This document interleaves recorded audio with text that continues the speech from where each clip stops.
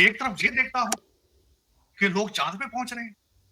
मोदी साहब ने आज कहा, बात की अपने स्पीच के अंदर, उन्होंने कहा हाँ भैया हम लेट जरूर थे, 5G में हम लेट थे, लेकिन हम जब जिस साइड पे मूव कर लेते हैं हम बड़ी जल्दी पहुंच जाते हैं वहां। बात तो उनकी ठीक, चांद पे तो पहुंच गए, चंद्रयान तो चला गया, सूरज वाला भी, सन वाली साइड उधर भी चले गए, ड्रोन्स भी ले रहे हैं, वो चिप्स भी वहां डिफेंस के बना रहे हैं, सबमरीन्स भी अपनी बना रहे हैं।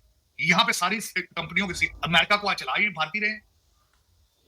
हम कहाँ हैं इस गेम के अंदर? सारी के मैं बताओ तो सही, मैंने आपके सामने सारा कुछ एबीसी सामने रखी, इसमें से पिक तो करो, मुझे प्रूव तो करो कि यार तुम गलत बोलते हो। कई मेरे दोस्त मुझे कहते हैं यार तू हर वक्त नेगेटिव बोलता है। मैं नहीं बोलना चाहता नेगेटिव, मैं पॉजिटिव बोलना चाहता हूँ। बताओ तो सही, कहो हमने रेलवे ठीक सर एक चीज, सर सिर्फ एक चीज सर पॉजिटिव जो एक हिंदू कम्युनिटी के इंसान ने की, कि जो उसको मुसलमान को जलाए दे रहे थे सिंध में, वो आप देखें उस बेचारे ने, वो हिंदू कम्युनिटी के थे, उन्होंने उसको निकाला आग में से और दफनाने के लिए लेकर गए उस बॉडी को। उनकी इतनी तारीफ हो रही है, प्राइम मिनिस्टर से आवाज नहीं निकली। मैं कह रहा हूँ सत्यप्रता आरजू, होती है। देखें उसकी खबर ही नहीं बना। हमारे नेशनल हीरोज तो ऐसे होने चाहिए। आप उसकी बात कर रहे हैं। आपके अगले दिन जो सीएसएस जो डिपार्टमेंट है, मैं उसकी हिस्ट्री पढ़ा था, उसमें सबसे ज्यादा कामयाब जो था वो भगवान दास थे, जो आपके चीफ जस्टिस थे। लेकिन पाकिस्तान में तो आपको पता है फिर हिंदू होना जुर्म है। कोई भी मुसलमान नहीं है तो वो खतर, इंसान, उसको इंसान ही नहीं समझना भाई, उसको इंसान ही नहीं समझना। मैं अब क्या, मैं जो खुद इन चीजों पे बिलीव ही नहीं करता हूं मैं, तो फिर मैं किस तरह ये कहूं कि क्या? इसीलिए तो मेरे जैसे लोग जान बचा के भाग गए वहां से। और यार मुसलमान नहीं, इंसान तो है ना यार, लोग तो जानवरों से भी ऐसे नहीं करते। मैंने आपको बताया, मैं यहाँ जानवरों के साथ भी अपनी जिंदगी में मैंने कभी उनको भी तंग करने की कोशिश नहीं की। जानवर कैसे? मेरे घर में मैंने आपको बताया था, मेरी बच्चियां जो है वो अब तो चली गई शादियां करके, वो 2 बिल्लियां साथ लेकर आगे छोड़ के चली गई। मैं तो कभी सो रही हो उसको बिस्तर बेड से नहीं उठाता बिल्ली को, भाई कुर्सी में बैठी हो फिर इस कुर्सी से नहीं उठाता। मैं तो घर सर उठती भी नहीं है बिल्ली, सर बिल्ली उठती भी नहीं, मैंने बहुत बिल्लियां रखी है, आप कहेंगे भी तो नहीं उठेगी। बात कर, घर में चूहे आ रहे, मैं चूहा नहीं मारता भाई। मैं कहता हूँ यार ये भी तो जानता है, जानदार है, इसको बाहर निकाल दो, मारो तो नहीं इसको। मैं तो मक्खी मारने से डरता हूँ, उसमें भी जान है। मैं तो जैनिज्म बड़ा डिटेल से पढ़ा, मेरे बहुत जैनी दोस्त हैं इंदौर में, मेरे जैनी बहुत दोस्त हैं, मैं बहुत प्यारे मेरे भाई हैं। मैंने जैनिज्म को बड़ी डिटेल से पढ़ा, बुद्धिज्म को बड़ी डिटेल से पढ़ा। नहीं किसी पत्ते को भी ना काटो यार, जान है उसके अंदर। फिर उसके बाद जुल्म करना, कहना कि इस्लाम के बेस ये मुसलमान नहीं तो उसके साथ ये सलूक करना, ये नहीं गलत बात। इस्लाम भी ये नहीं कहता, पता नहीं फिर ये क्या कहता, इस्लाम भी ऐसे नहीं कहता। मैं लोगों की मिन्नतें तरले करता हूं, जो मैंने इस्लाम पढ़ा वो ऐसा नहीं है, जिस मजहब का नाम सलामती है। सारा दिन मैं सलाम करते हैं अस्सलाम वालेकुम, कि यार मेरी तरफ से तुम्हें सलामती की दुआ है। तो उसकी कमर में छुरी किस तरह मारोगे यार? फिर या तो आप अच्छे मुसलमान नहीं। जब सलामती की दुआ दे रहे हो पूरी दुनिया को, तो खुद दुनिया का भला मांगो ना। सर 27 तारीख को प्राइम मिनिस्टर शहबाज शरीफ साहब की भी तो तकरीर है, उसमें वो वही कश्मीर करेंगे या फलस्तीन करेंगे? पैसे की बात करेंगे, नहीं कुछ भी नहीं करेंगे, सवाए पैसे की और किसी की चीज की बात। सिर्फ वही बात करेंगे जिसके पीछे पैसा होगा, डॉलर होगा, दूसरी कोई बात नहीं। मैं अभी बता देता हूँ, उनके तकरीर लिखने वालों ने ऐसी तकरीर लिखेंगे कि जिसके पीछे पैसा हो, उसके पीछे पाकिस्तान नहीं होगा, उस स्पीच के पीछे मैं भी लिख देता हूँ। हमारे शरीफ साहब जो तकरीर करेंगे न्यूयॉर्क के अंदर, उसमें पाकिस्तान नहीं होगा, उसमें यही होगा। 2 चीजें भी बता, मैं यहां आया हूं तो क्या देंगे, आप पाकिस्तान आएंगे तो क्या लेगा, ये बस। इसको आप इंग्लिश में ट्रांसलेट कर लें, उर्दू में कर लें, पंजाबी में कर लें। हम आपके घर आएंगे तो आप क्या दोगे, आप हमारे घर आओगे तो क्या लेकर। इससे आगे आप बड़ी नहीं लेंगे। ये चल फिर ये कहते हैं कौमें ऐसे नहीं नीचे जाती, बड़ा टाइम लगता है, 77 ईयर्स बड़ी। तो सर इतना खर्चा करके ये बताने के लिए गए? बिल्कुल सर। मेरा इनसे कोई क्वेश्चन नहीं, मेरा क्वेश्चन है जो आप पाकिस्तान चला रहे हैं, पाकिस्तान के प्राइम मिनिस्टर को यहाँ आने की क्या जरूरत थी, वो डिफाइन कर, उस बंदे की यहाँ आने की क्या जरूरत। आप क्या दुनिया को क्या देख, यूनाइटेड नेशन क्या है, अक़वाम मुत्तहिदा है, अक़वाम का एक मजमुआ है, आप क्या दे सकते हो भी उनको? मुझे बता दो, कन्विंसिंग का मुझे कन्विंस कर दो, क्या दे दो, क्या देने की सलाहियत रख दो, क्या बातें करने की सलाहियत रखते हो उनसे, मुझे कन्विंस कर दो। हाँ पैसे ज्यादा थे तो यार कुछ वहां गरीबों की मदद कर दे, तो लोग तो बिजली का बिल नहीं दे पा रहे, वहां वही दे देते गरीबों। बददुआएं ले रहे हो, उनकी बददुआएं ले रहे हो, चलो प्राइवेट चार्टर जहाज पे चलो। नहीं लेकिन उसमें आरजू मैंने बताया कि मैं एक पॉलिटिकल असाइली, मैंने यहाँ पॉलिटिकल असाइलम दे रखा है। वैसे मैं मजाक कर रहा हूँ, मैं पॉलिटिकल असाइली नहीं हूँ, लेकिन उस कैटेगरी में जरूर आता हूँ।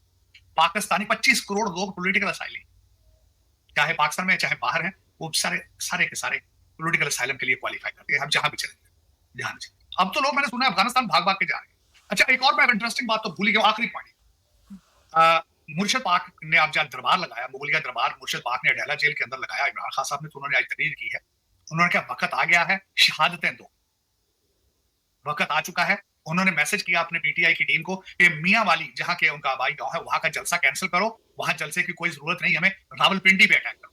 जलसा रावलपिंडी में। उन्होंने कहा इस्लामाबाद के करीब आके अटैक करो, तैयारी करो और शहादतें दो। मेरी उनसे एक रिक्वेस्ट है, जिस तरह पहले रिक्वेस्ट मैंने आसिम साहब से की है, मेरी मुर्शद, तो शहादत वाले जलसे की क़यादत आपके बच्चे कासिम को करनी चाहिए। कुछ तरस करो इस कौम पे। आप जेल में बैठे हो, मुराद सईद जो है वो काबुल में बैठा है, दूसरे सारे लीडर जो है वो भागे हुए हैं, अपने अपने घरों में बैठे हैं, याशियां कर रहे हैं, कुछ लंदन में बैठे हैं, कुछ अमेरिका में, और कौम के बच्चों को मरवाने चाहते हो तुम? कहते हो शहादतें दे। लेकिन सर इससे पहले जो लीडर्स जेल गए, क्या उनको भी ऐसे मीडिया से बात करने की इजाजत होती थी? कुछ भी कहते रहे? मुझे ये बताएं, पहले जो जेल गए उनके वहां मुर्गे की राने, देसी घी में बकरे की राने मिलती थी?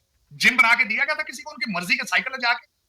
उनके कमरों के अंदर काफी मेकर थे, उनको 2-2 बंदे दिए थे मसाज करने वाले। रोजाना बीवी भी मिलती है, रोजाना 25-25 वकील जाके गाने सुनाते हैं उनको। वो तो मोरियत दरबार है, वो तो दरबार लग चुका है। सर कहीं से तो सपोर्ट आ रही है ना, कहीं से तो वो सपोर्ट है भाई। ऐसे चाइना के टेलीफोन दिए, सारा दिन व्हाट्सएप पे बातें करते हैं, अमेरिका से इंस्ट्रक्शन। 127 आर्टिकल उस बंदे ने जेल में लिखे हैं। आज तक किसी वजीर आजम हाउस के अंदर से 127 आर्टिकल नहीं लिखे। आज तक वजीर आजम हाउस से कोई वजीर आजम पाकिस्तान के लिए कांग्रेस से अपनी रेजोल्यूशन पास नहीं करवा पाए, इस बंदे ने कराया। इस बंदे ने जेल से रह के ऑक्सफोर्ड यूनिवर्सिटी की चांसलरशिप का इलेक्शन लड़ा। अब मजा आया? देखें, ये जिन कर रहे हैं, ये जिनों से चल रहा है सर। वाह सर, इनका सामना होगा क्या इंडियन प्राइम मिनिस्टर से या नहीं? एक तरफ तो ये 27 सितंबर को ये तकरीर भी करने जा रहे हैं और उसी दिन पाकिस्तान में ब्लैक डे भी मनाया जाएगा 370 के ऊपर। पाकिस्तान वैसे ब्लैक डे है सारा दिन। आप कौन सा सफेद डे तो वहां आते ही नहीं, लोग भूख से मर रहे हैं। ब्लैक डे ये सब आपका ब्लैक डे तो 1947 से शुरू हुआ था। आप कौन सी बातें कर रहे हैं? आपका तो व्हाइट दिन आया ही नहीं है, सूरज तो चढ़ा ही नहीं उस जगह पे। आपने 20 लाख लोगों की कुर्बानी देखी किस बुनियादों में ये डाला है? 20 लाख। मैं सोचता हूं जान निकल जाती। और किया क्या है? किया क्या? आज भी गुलाम हो आप। ब्रिटिश गोरा चला गया, उसने अपने नुमाइंदे छोड़ दिए। आपका सीएसएस अफसरान क्या है? ब्रिटिश एजेंट है। जिम्मेदार क्या है? British agent. और क्या है? आपके गुर्दे बेच रहे हैं सब। जुल्म है, जुल्म की इंतहा है। पता नहीं क्या बात है, खुदा भी नहीं सुन रहा पाकिस्तानियों की क्या वजह है। खुदा भी नाराज है। आप इतने बुरे लोग हो, आपकी खुदा भी नहीं सुननी छोड़ दी उसने। आप सर, निकम्मों के साथ खुदा क्या करेगा? वही तो कह रहा हूं ना कि आपके अमाल इतने सख्त हैं, इतने गंभीर हैं, ना वो खुदा आपकी दुआएं सुनता है, ना बद दुआएं सुन रहा। खुदा ने भी बिल्कुल है, लेकिन हमें अकल फिर भी नहीं आ रही। तो ये थी डिबेट आरजू काज़मी और साजिद तारर की, जिसमें बता रहे थे कि भारतीय स्टूडेंट्स हैं जो मतलब कि जो पढ़ लिख कर जाते हैं और अमेरिकन कंपनीज़ में फिर आगे मतलब कि अमेरिका में जाके बड़ी बड़ी यूनिवर्सिटी में जाके पढ़ते हैं भारत से निकल के। मतलब कि उसके बाद वो अच्छी पोस्टों पे मतलब कि बैठ जाते हैं। मतलब कि भारत जो अमेरिका की जो बड़ी बड़ी कंपनीज़ हैं, जैसे गूगल हो गया, सॉफ्टवेयर हो गया और एडोब वगैरह हो गए, तो उसमें बड़े बड़े सीईओस इंडियंस हैं। यूट्यूब के भी सीईओ इंडियन है। तो मतलब कि बहुत सारे सीईओ इंडियंस हैं और मतलब कि बहुत अच्छे से कमाते हैं वो, और मतलब कि बहुत अच्छे से सेटल हो जाते हैं। वो उसी पे चर्चा हो रही थी कि भारतीय जो मतलब कि जो लॉबी है वहाँ पे, जो मतलब कि डायस्पोरा होता है, उसको अब टेक्नोक्रेट्स बोलते हैं लोग। मतलब कि अब इतना बड़ा मुकाम हो गया उनका, मतलब इंडियंस का, मतलब इंडियंस मतलब कि बहुत ज़्यादा तादाद में वहाँ पे हो गए हैं। और मतलब कि ऐसे नहीं है कि मतलब भीड़ भाड़ में मतलब कि ऐसे ही जानवरों की तरह आ गए। नहीं भाई साहब, बिल्कुल पढ़े लिखे हुए लोग हैं। मतलब उन जो गोरे हैं ना वहाँ पे, जो अंग्रेज हैं, उनसे भी ज़्यादा पढ़े लिखे लोग हैं इंडियंस, और जो कि डॉलर्स में कमाते हैं। मतलब कि भाई साहब लाखों लाखों डॉलर्स में तनख्वाह आती है उनकी। मतलब जो गोरे हैं उनसे भी ज़्यादा तनख्वाह लेते हैं। मतलब कि वो भले कंपनी उनकी है, लेकिन भाई साहब उनके जो सीईओ हैं, जो बड़ी बड़ी कंपनी जो चला रहे हैं ना, वो भारतीय हैं।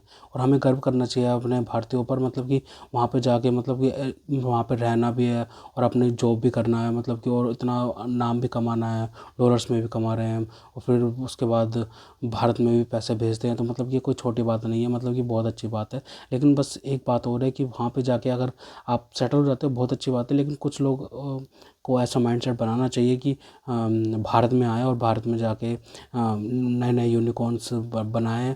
भारत सपोर्ट कर रहा है। मतलब कि एक बिलियन के यूनिकॉर्न्स जो बन रहे हैं, 1 बिलियन डॉलर्स के, भारत में बने और भारत की कंपनियां आगे बढ़ें। मतलब कि भारत में टेक्नोलॉजी और भी ज़्यादा बूस्ट हो। ये सिर्फ भारत के जो यंगस्टर्स हैं ना, जो टेक्नोलॉजी में सबसे आगे हैं और जो पढ़ाई कर लेते हैं, कोई बात नहीं, पढ़ाई करने के लिए आप बाहर जाइए, लेकिन भारत के अंदर मतलब कि आगे बढ़ाइए भारत को और यूनिकॉर्न्स बनाइए। और मतलब 1-1 बिलियन के यूनिकॉर्न्स अगर भारत में बनेंगे तो और भी ज़्यादा जो भारत के जो यंगस्टर्स हैं वो भी इंस्पायर होंगे और वो भी उन कंपनियों में लगेंगे और टेक्नोलॉजी में आगे बढ़ाएंगे देश को। तो ये देश के लिए बहुत बड़ा फ़ायदा है।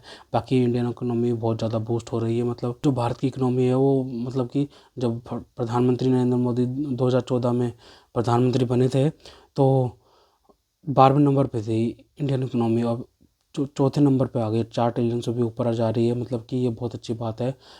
पूरे विश्व में भारत का डंका बज रहा है और भारत ऐसे ही आगे बढ़ता रहे, हमारी यही कामना है।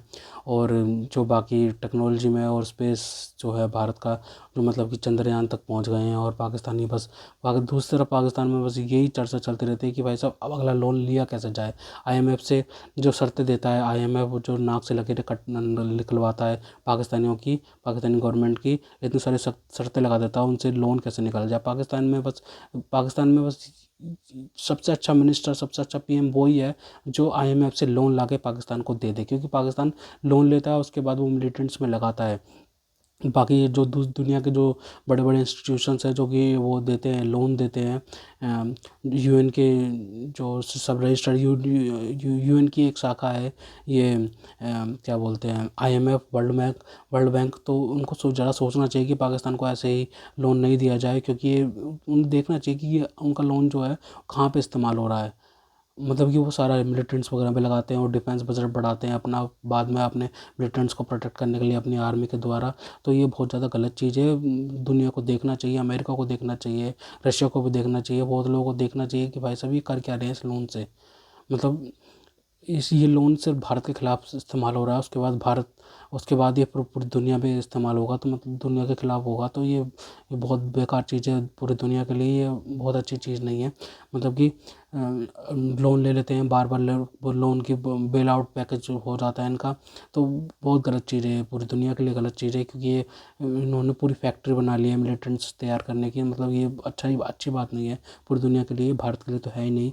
लेकिन पूरी दुनिया को सोचना चाहिए कि पाकिस्तानियों से मतलब कैसे छुटकारा पाया जाए। उनके जो परमाणु हथियार हैं कब कब यूएन कब्जे में ले, क्योंकि यूएन चाहे तो ले सकता है। यूएन दूसरे देशों को बोल सकता है, इंडिया को, क्या बोलते हैं, रशिया को, चाइना को, ठीक है, जापान को बोल सकता है कि अपनी फ़ौजें भेजें। और उसके बाद मतलब कि कोई वो नहीं, जंग करने के लिए नहीं, सीधे बस उनके परमाणु हथियारों को लेने के लिए, मतलब कि ऐसे डिप्लोमेट्स बैठाएं उनके परमाणु हथियार को हटाने के लिए। मतलब ये बहुत दुनिया के लिए पूरा बहुत बड़ा खतरा है। ठीक है, तो दोस्तों अगर आपको हमारी ये वीडियो पसंद आई हो तो कम से कम व्हाट्सएप पर जरूर शेयर करें, साथ साथ चैनल को सब्सक्राइब करके हमारा मनोबल जरूर बढ़ाएं, ताकि हम आपके लिए ऐसे ही मनोरंजन वीडियोस बनाते रहें। तो गाइस मिलते हैं आपसे अगली वीडियो में, तब तक ले जय हिंद।